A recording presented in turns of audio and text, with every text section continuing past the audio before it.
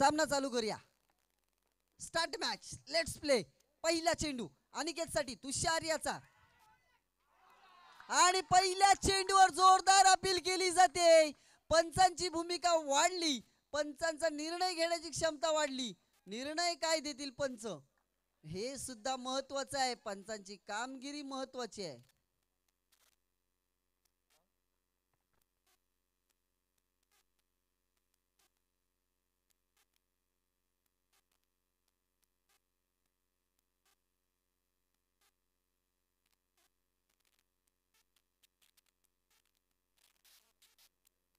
एक धाव मिळते.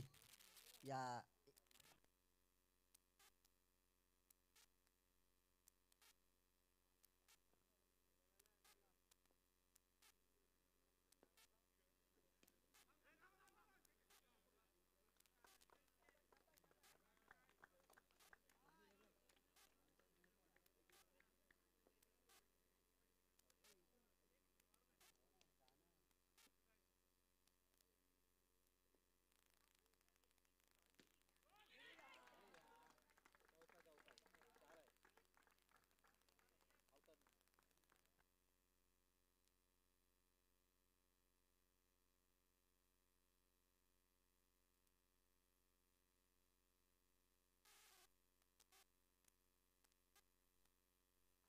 चार धावा मिळत आहेत. 4 धावांच्या मध्ये धावसंख्या पोहोचली ती 5 धावांवर.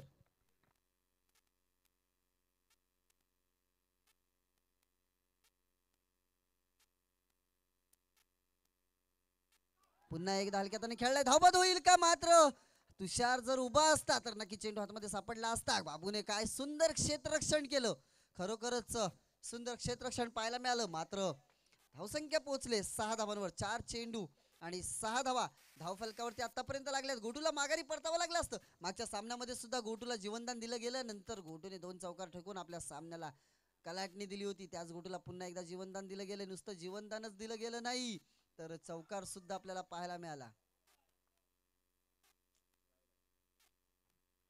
स्वैर चेंडू मिळतोय. धावसंख्या पोहोचली 7 धावांवर. 4 चेंडू आणि 7 धावा धावफलकावरती लागतात. पुढचा चेंडू हलक्या हाताने खेळून काढलाय. एक धाव नक्कीच मिळते. एका धावेच्या मध्ये धावसंख्या पोहोचते ती 8 धावांवर. 5 चेंडू आणि 8 धावा आतापर्यंत धावफलकावरती लागल्यात. शेवटचा चेंडू गोटूसाठी. गोटू आतापर्यंत 1 चौकार मारून खेळतोय. शेवटचा चेंडूचा कसा सामना करेल? पुन्हा एकदा मोठा फटका टॅप मारलाय. पुन्हा एकदा थांब म्हणून सांगितलंय. पहिलं षटक संपलंय आणि पहिल्या षटकाच्या समाप्तीनंतर संघाची धावसंख्या होती ती बिनबाद 8 धावा.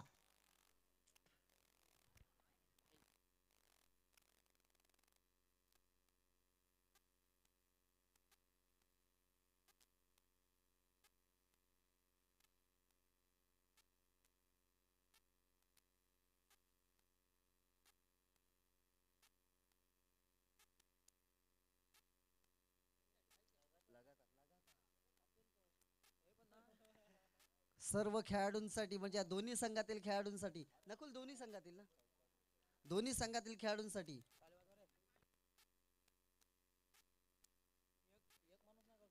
3 चेंडूवर 3 चौकार जर मारले तर भाई शेठ यांच्याकडनं 100 रुपये बक्षीस किंवा कोणत्या गोलंदाजाने 3 चेंडूवर 3 गडी मिळवले तरी सुद्धा 100 रुपयाचं बक्षीस आहे.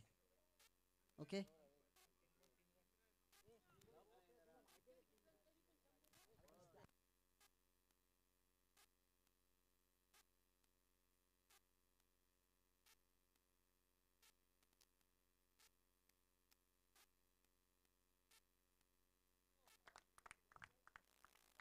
एक धाव मिळते. एका धावेच्या मदतीने धावसंख्या पोहोचते ती 9 धावांवर.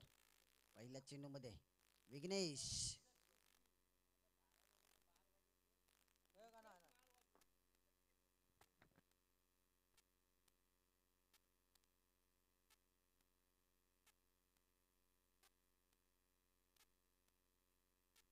एकदा मोठा फटका गोटू याचा. तेवढं सुंदर क्षेत्ररक्षण कर्णधार प्रणेश याचं. खरोखरच या खेळाडूबद्दल मला दाद द्यावीशी वाटते कारण मी खूप वेळा प्रॅक्टिसच्या वेळेला पण या मैदानावर येतो पण त्यावेळेला सर्वात गचाळ क्षेत्ररक्षण म्हणायचं असेल ना तर ते प्रणेशचं असतं प्रॅक्टिसच्या वेळेला. मात्र कालच्या दिवसापासून मी बघतोय की कॅप्टन पद मिळाल्यानंतर कालच्या दिवसापासून बघतोय की प्रणेशने अजूनपर्यंत एकही चेंडू सोडला नाही. चेंडू सोडायचंच सोडा तर अवघड चेंडू सुद्धा चांगल्या पद्धतीने अडवण्याचा प्रयत्न प्रणेशकडनं घडलाय. एक धाव नक्कीच मिळते. एका धावेच्या मदतीने धावसंख्या पोहोचते ती 11 धावा. अंकामध्ये 11 धावा धावफलकावरती लागल्या. 3 चेंडूंचा खेळ संपलाय. 3 चेंडूंचा खेळ अजूनपर्यंत बाकी आहे. चला तयार राहायचं आहे. बानकोट आणि लालबाग यानंतर आपल्याला सामना खेळायला मिळेल.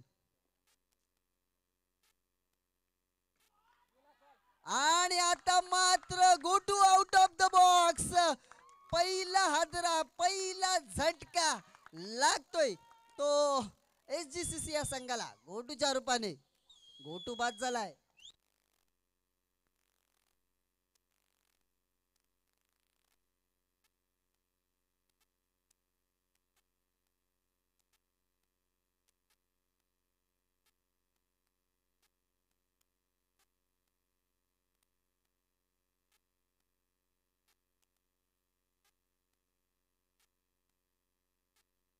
आणि दुसऱ्या चेंडूवर सुद्धा धावबाद पाहायला मिळतोय आपल्याला. मीर सुद्धा बाद झालाय. काय काय पलट केला. तुषारला 8 धावा आल्या होत्या. तुषारने 8 धावा खर्च केल्या होत्या. मात्र त्याची भर करून देतोय तो विघ्नेश. धावसंख्या पोहोचली 11 धावांवर. 11 चेंडू आणि 11 धावा. आता मात्र धाव फलकावरती लागल्यात. विघ्नेश याने कमबॅक करून दिले आपल्या संघाला. 2 चेंडूवर 2 गडी बाद झालेत.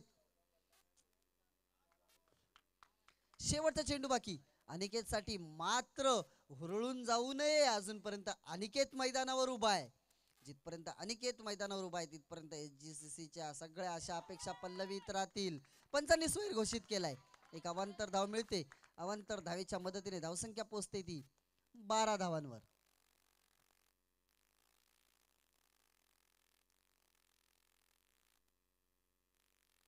पुढचा चेंडू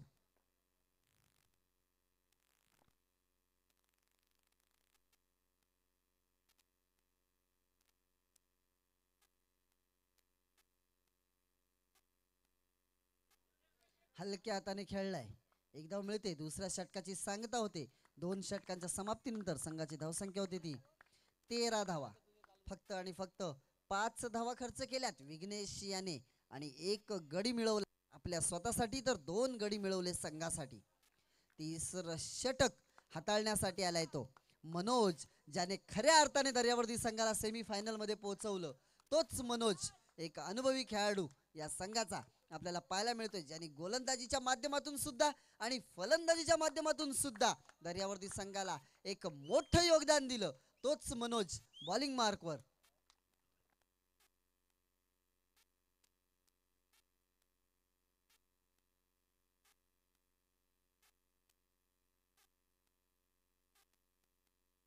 पुन्हा एकदा पंचांच्या उजव्या बाजूने उजव्या हाताने गोलंदाजी करतो अनिकेत साठी मनोज. पहिला चेंडू आणि सुंदर चेंडू. अनिकेत समजू शकलेला नाहीये. हळुवार सोडलेला चेंडू हलक्या हाताने सोडला. एक फसवा चेंडू टाकला.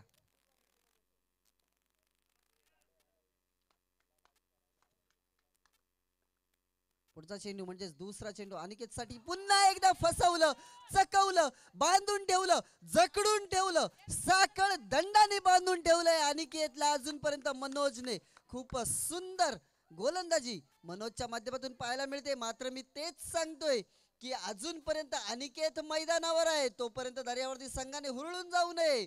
वाघ ज्या वेळेला 2 पावलं मागे येतो त्यावेळेला तो घाबरून येत नसतो. तो पुढे झेप घेण्यासाठी मागे येत असतो. हे सुद्धा तेवढंच महत्वाचं आहे. हे सुद्धा लक्षात घ्यावं लागेल दर्यावर्दी संघाला. आणि मोठा फटका मात्र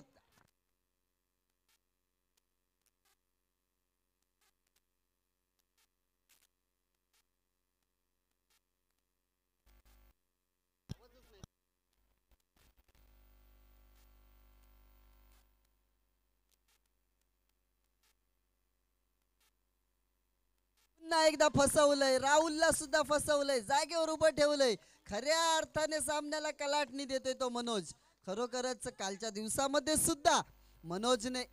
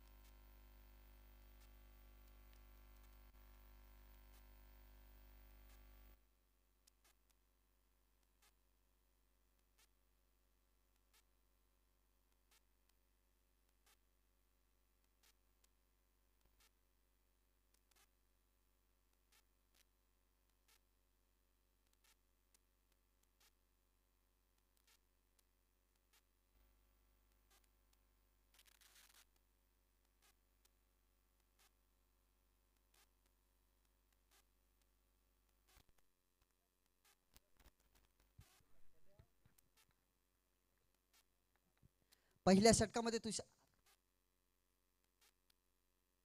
षटकामध्ये तुषार याने 8 धावा खर्च केल्या होत्या. मात्र दुसऱ्या षटकामध्ये कमबॅक करून दिलं विघ्नेशने, 5 धावा खर्च केल्या. त्याच्यानंतर सुद्धा आणखी खाली आलाय तो म्हणजे मनोजने फक्त आणि फक्त मनोज बद्दलचं वैशिष्ट्य सांगायचं झालं ना तर कालच्या दिवसापासून एकही सामना असा पाहायला मिळाला नाही की मनोजने 3 धावांच्या वरती धावा खर्च केल्यात. आत्ताच्या या षटकामध्ये सुद्धा 3 धावा खर्च केल्यात मनोजने, म्हणजे प्रत्येक सामन्यामध्ये 3 धावा खर्च केलेले आपल्याला पाहायला मिळत आहेत. मनोजने मला वाटतं 3चा आकडा एक लकी आकडा आपल्यापर्यंत उपस्थित करून ठेवलाय. जितेश गोलंदाजी मार्क वर आलाय. पहिल्या चेंडूवर एक धाव मिळते. पुन्हा एकदा राहुल पहिल्यांदा जितेशच्या चेंडूचा सामना करेल. मोठा फटका मारलाय मात्र out of the box. Rahul माघारी परततोय. टाळ्यांचा गडगडाट सुद्धा पाहायला मिळतोय. गडी बाद झालाय 3रा आणि आता त्याची जागा सांभाळण्यासाठी जातोय तो अमित कंगणे सर आता आपल्याला मैदानात पाहायला मिळत आहेत. 3 चेंडूवर 3 गडी जर मिळवले तर भाई शेठ यांच्याकडनं 500 रुपयाचं बक्षीस जितेश साठी. त्याच्यातील पहिला गडी गमावला गेलाय. काय सुंदर स्ट्रोक खेळून काढलाय. मात्र एक धाव मिळते. एका धावेच्या मध्ये धावसंख्या पोहोचते ती 18 धावांवर. 3 चेंडू आणि 18 धावा. 3 चेंडूंचा खेळ अजूनपर्यंत बाकी आहे. अनिकेतला अजूनपर्यंत दर्यावर्ती संघाने बांधून ठेवलंय. अनिकेतच्या बॅटमधून अजूनपर्यंत एकही मोठा फटका पाहायला मिळाला नाही.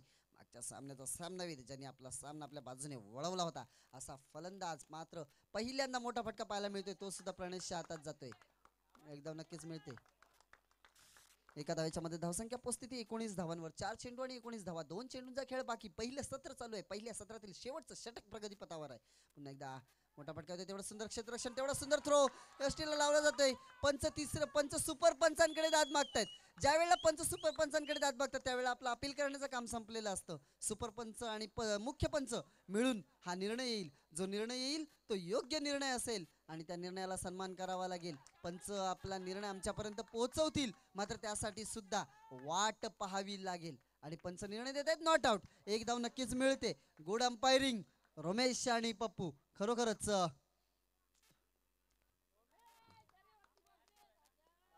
20 धावा धावफलकावरती लागल्यात. शेवटचा चेंडू बाकी आहे या षटकातील आणि या सत्रातील शेवटचा चेंडू आपल्याला पाहायला मिळतोय. 1+ विकेट आपल्याला पाहायला मिळते. पहिलं सत्र संपलंय आणि पहिल्या सत्राच्या समाप्तीनंतर संघाची धावसंख्या होते ती 21 धावा. विजयासाठी 22 धावांची गरज. 24 चेंडू आणि 22 धावांची गरज दर्यावर्ती संघाला जर जिंकायचं असेल तर. आणि जर SGCC संघाला जिंकायचं असेल तर 21 धावांवर रोखावं लागेल. म्हणजे अर्थातच 20 धावांवर रोखावं लागेल. 21वी धाव जर धावफलकावरती लागली तर सुपर ओव्हरला सामोरी सुद्धा जावं लागेल. हे सुद्धा लक्षात घेणं गरजेचं आहे. SGCC संघाला जर जिंकायचं असेल तर प्रत्येक गोलंदाजाला फक्त आणि फक्त 4 धावा खर्च कराव्या लागतील.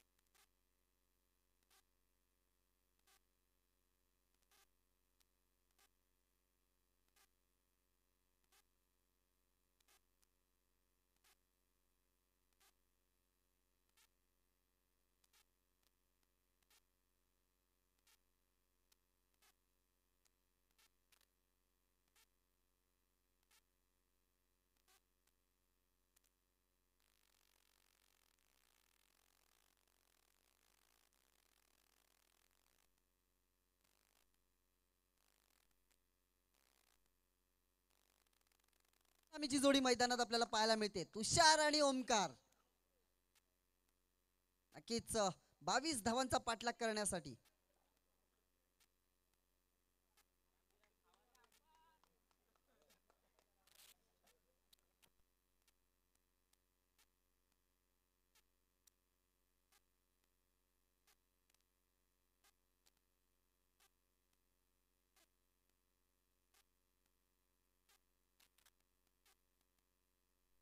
अनिकेत सायगावकर पहिलं षटक, सलामीचं षटक, पॉवर प्लेचं षटक, हाणामारीचं षटक पाहायला मिळते. अनिकेत सायगावकर यांच्या माध्यमातून तुषारसाठी पहिला चेंडू हलक्या हाताने घेऊन काढलाय. ओमकारचा तर पळण्याच्या मागे ओमकारचा हात कोणी पकडू शकत नाही. या मैदानात सांगायचं झालं तर ओमकार खूप चपळतेने पळत असतो. पुढचा चेंडू ओमकारसाठी पहिला, तर संघासाठी दुसरा चेंडू अनिकेत सायगावकर याचा आडव्या बॅटने खेळून काढलाय. स्वीप शॉट पाहायला मिळाला. एक धाव नक्कीच मिळते. एका धावेच्या मदतीने धावफलक हलत ठेवले, धावफलक पोचवले 2 धावांवर. 2 चेंडू आणि 2 धावा आतापर्यंत धावफलकावरती लागल्यात.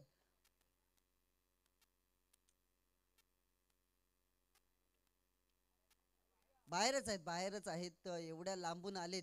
खरं म्हणजे त्यांचे आभार मानायला पाहिजे. 7 वाजल्यापासून तो संघ वाट बघतोय. तो आतापर्यंत पूर्ण रात्रपर्यंत वाट बघतोय. लालबाग हा संघ खरोखरच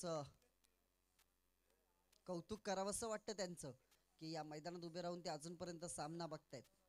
त्यांनी बसण्याची त्यांनी आमच्यापर्यंत ही सुद्धा विनंती केली की आमची बसण्याची तरी व्यवस्था कुठे आहे, आणि ती व्यवस्था न मिळाल्यामुळे मैदानात कधी या बाजूला तर कधी त्या बाजूला उभं राहून प्रत्येक सामना त्यांच्याकडून पाहिला जातोय. खरोखर कौतुकास्पद ही गोष्ट आहे लालबागसाठी. एवढ्या लालबागवरून आपल्या श्रीवर्धनमध्ये संघ आलाय आणि आपल्या खेळाची वाट बघतायत. मला वाटतं जेवढ्या अपेक्षा तुमच्याकडून आमच्या रसिक प्रेक्षकांच्या क्रिकेट प्रेमींच्या आहेत ते आपण पूर्ण करावे आणि त्या पद्धतीचा खेळ आपण सुद्धा दाखवावा अशी मी आशा व्यक्त करतो.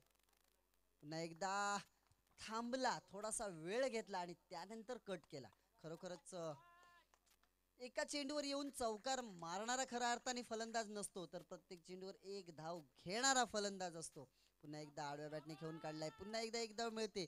असा फटका पाहिल्यानंतर मला आठवण येते मिस्टर 360, ज्याला पूर्ण विश्वामध्ये मिस्टर 360च्या नावाने ओळखलं जातं. तो म्हणजे साऊथ आफ्रिकाचा, दक्षिण आफ्रिकेचा खेळाडू, IPL मध्ये रॉयल चॅलेंजर्स बँगलोरमधून खेळत असणारा AB डिव्हिलियर्स यांची खरोखरच ही चोरटी धाव म्हणावी लागेल. बॅटची कडा घेतली, यष्टीवर आदळला, शरीरावर आदळला आणि त्याच्यानंतर एक कॉल कॉल म्हणण्यापेक्षा हा कॉल तोंडातून नाही आला तर फक्त खुणवा खुणवीतून एक धाव घेतली गेली. 5 चेंडू आणि 5 धावा आतापर्यंत आपल्याला पाहायला मिळतात धावफलकावरती. पुन्हा एकदा आडव्या बॅटिंग खेळण्याचा प्रयत्न होता आणि पंच नकारार्थी मान हलवतायत आणि पहिलं षटक संपलंय. पहिल्या षटकाच्या समाप्तीनंतर संघाची धावसंख्या होते ती 5 धावा. तुम्ही पंचांवर कितीही दबाव टाकण्याचा प्रयत्न केलात तरी पंच आपल्या जागेवर शाबूत उभे आहेत. पहिलं षटक संपलंय आणि पहिल्या षटकाच्या समाप्तीनंतर संघाची धावसंख्या होते ती म्हणजे बिनबाद 5 धावा. प्रत्येक गोलंदाजाला हेच करावं लागेल. प्रत्येक गोलंदाजाने जर 5-5 धावा खर्च केल्या तर 20 धावा खर्च होऊ शकतात आणि SGCC सामना जिंकू शकतो. मात्र त्यांना जिंकू न देणं हे काम दर्यावर्दी संघाचं आहे.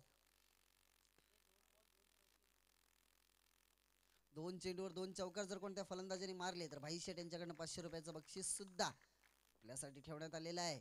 मात्र पहिला चेंडू सुंदररित्या खेळून काढलाय तुषारने कव्हर रिझन मध्ये फटका पाहायला मिळतोय. हा फटका मारण्यापेक्षा फक्त चेंडूला दिशा दाखवली आणि परावर्तित केलं 2 धावांमध्ये. या 2 धावांच्या मदतीने, कारण क्रिकेट हा खेळ बॅटने किंवा बॉलने खेळण्यापेक्षा डोक्याने जर खेळला गेला क्रिकेट तर ते निश्चितच यशस्वी ठरत असतं. क्रिकेट हा खेळ खऱ्या अर्थाने डोक्याने खेळण्याचा आहे, आपल्या बुद्धीने खेळण्याचा आहे, बुद्धिमत्तेच्या जीवावर खेळण्याचा आहे. पुन्हा एकदा चांगला फटका, तेवढं सुंदर क्षेत्ररक्षण. एकदा मिळते. एका धावेच्या मदतीने धावफलक पोहोचले ते 8 धावांवर. 2 चेंडू 8 धावा. सार्थक याला फटकेबाजी पाहायला मिळते. गच्चाळ क्षेत्ररक्षण ओमकारच्या बॅट मधून येतोय. पहिला वहिला एक नशिबाचा चौकार. धावा मिळतील 4 4 4 आणि 4. या 4 धावांच्या मदतीने धावसंख्या पोहोचते ती 12 धावांवर. दुहेरी अंकामध्ये पोहोचवलंय. लगेच धावफलकाने झेप घेतली आणि 4 पायऱ्यांवर उडी मारून पुढे गेलाय. पुढचा चेंडू पुन्हा एकदा डान्सिंग डाऊन द ग्राउंड मैदानात खेळला गेलाय. तेवढं चांगलं क्षेत्ररक्षण. मीर याचं सीमारेषेवरून धावत आला आणि पॉवर प्लेच्या आतमध्ये चेंडू अडवला. खरोखरच 13 धावा धावफलकावरती लागल्यात. 4 चेंडू आणि 13 धावा. 2 चेंडूंचा खेळ बाकी आहे. तुषार सार्थकच्या चेंडूचा सामना करेल आणि आता मात्र स्वैर सोडण्याचा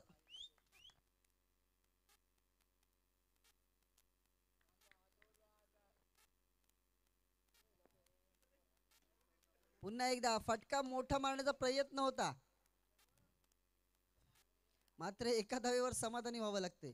या एका धावेच्या मदतीने धावसंख्या पोहोचली ती 15 धावांवर. एक चेंडू अजूनपर्यंत बाकी आहे ओमकार साठी. पुढे येऊन खेळलाय डान्सिंग डाऊन द ग्राउंड. एक धाव मिळते.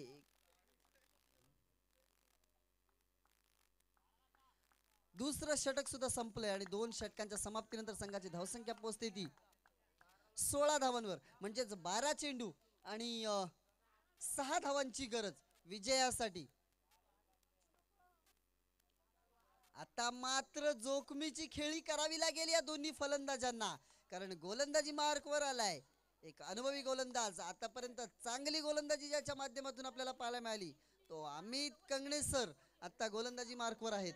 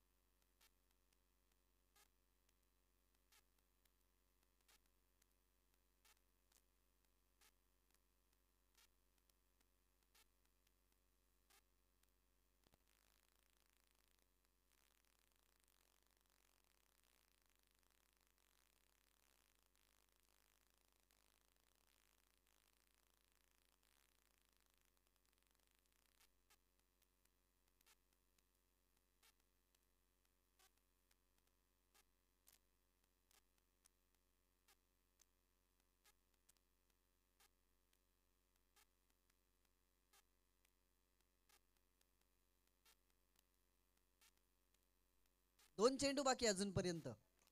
पुन्हा एकदा मोठा फटका आणि तो फटका सुद्धा अडवला जातोय. त्या दरम्यान एकदा पूर्ण होते, एका धावेच्या मदतीने धावसंख्या पोहोचते ती 20 धावांवर, म्हणजे 7 चेंडू आणि 2 धावांची गरज. मी म्हणालो होतो की अमित कंगणे सरांची गोलंदाजी चांगल्या पद्धतीने खेळून काढावी लागेल. एक धाव मिळते, मात्र विजयी फटका आपल्याला ओमकारच्या बॅटमधून पाहायला मिळेल असं वाटतंय. 6 चेंडू आणि 1 धावेची गरज आपल्याला खेळ करूनच दाखवावा लागेल जीसीसी.